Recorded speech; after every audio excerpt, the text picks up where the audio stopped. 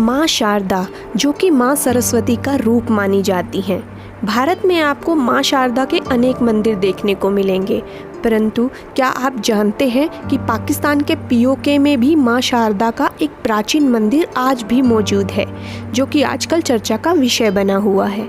हाल ही में हमारे देश के रक्षा मंत्री राजनाथ सिंह जी का 23वें कारगिल विजय दिवस पर बयान आया था कि पाक अधिकृत कश्मीर भारत का हिस्सा था, भारत का हिस्सा है और रहेगा।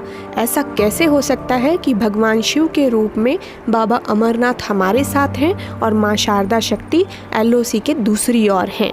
उस दिन से माँ शारदा के इस मंदिर के बारे में हर व्यक्ति जानना चाहता है।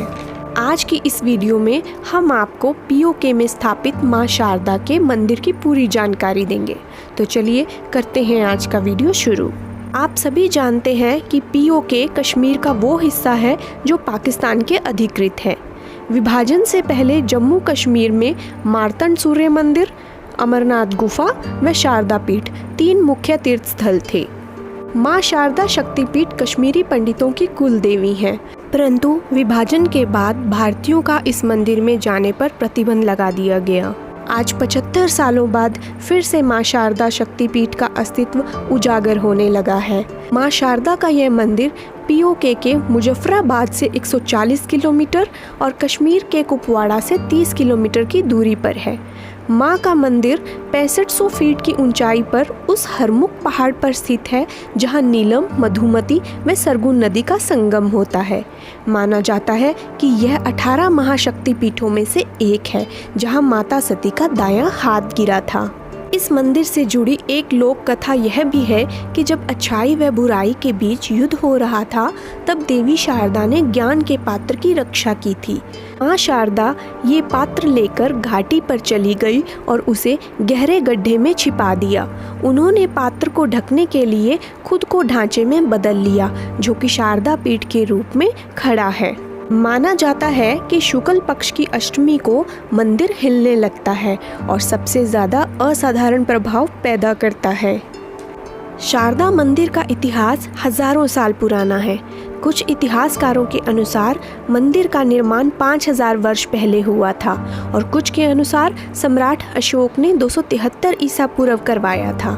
अगर हम मंदिर पर केस स्टडी करने वाले फैजुर रहमान की माने तो मंदिर का निर्माण कश्मीर के एक हिंदू राजा ललितादित्य मुक्तिपीड़ ने करवाया था। राजा ललितादित्य ने ही मार्तंड सूर्य मंदिर का निर्माण करवाया था। मार्तंड सूर्य मंदिर व माँ शारदा शक्तिपीठ की निर्माण शैली लगभग एक जैसी है, इसलिए अधिकतर इतिहासकारों का मत यह है कि राजा ललितादित्य मुक्तिपीड़ ने ही माँ शारदा शक्तिपीठ का निर्माण करवाया था। माँ शारदा का यह मंदिर केवल एक शक्तिपीठ ही नहीं बल्कि शिक्षा का एक प्रमुख केंद्र हुआ करता था।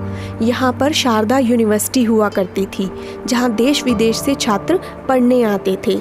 इसी यूनिवर्सिटी में आदि गुरु शंकराचार्य व कश्मीरी कवि कलहन भी पढ़ते थे।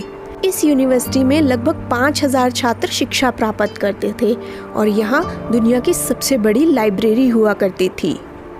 अगर हम वर्तमान समय की बात करें तो यह मंदिर अब खंडर बन चुका है। मंदिर के उद्धार पर पाकिस्तान सरकार ने कभी ध्यान नहीं दिया। 2005 में भूकंप के झटकों के कारण मंदिर को काफ़ी नुकसान पहुंचा था। इस मंदिर की देखरेख की जिम्मेवारी पाकिस्तान के आर्कियोलॉजिकल डिपार्टमेंट के पास है, लेकिन इस मंदिर पर कभी ध्यान नहीं दिया गया। 2007 में पूर्व गृह मंत्री लाल कृष्ण आडवाणी जी ने पाकिस्तान सरकार से मंदिर के जीर्णोद्धार की मांग की थी, परंतु पाकिस्तान सरकार ने कोई कदम नहीं उठाया।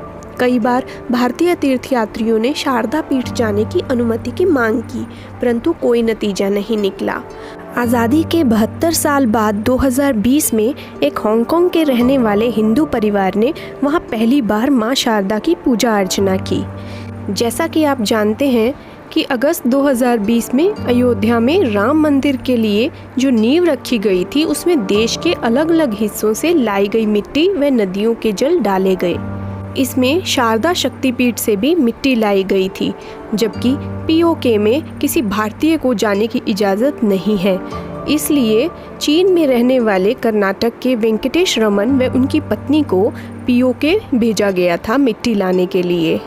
तभी वहाँ पर उन्होंने माँ शारदा की पूजा अर्चना की।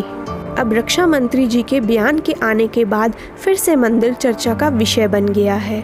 हो सकता है इसका असर यह हो कि माँ शारदा मंदिर का फिर से जीर्णोद्धार हो जाए और कश्मीरी पंडित फिर से अपनी कुल देवी की उपासना कर पाएं। उम्मीद है आपको इस वीडियो में दी जानकारी पसंद आई होगी। अगर वीडियो पसंद आया है तो वीडियो को लाइक ज़रूर करें। अगर आप पौराणिक व धार्मिक कथाएं सुनना पसंद करते हैं तो चैनल को सब्सक्राइब कीजिए और बेल आइकन को दबाना मत भूलिएगा। धन्यवाद। हम मिलेंगे एक और पौराणिक कथा के साथ।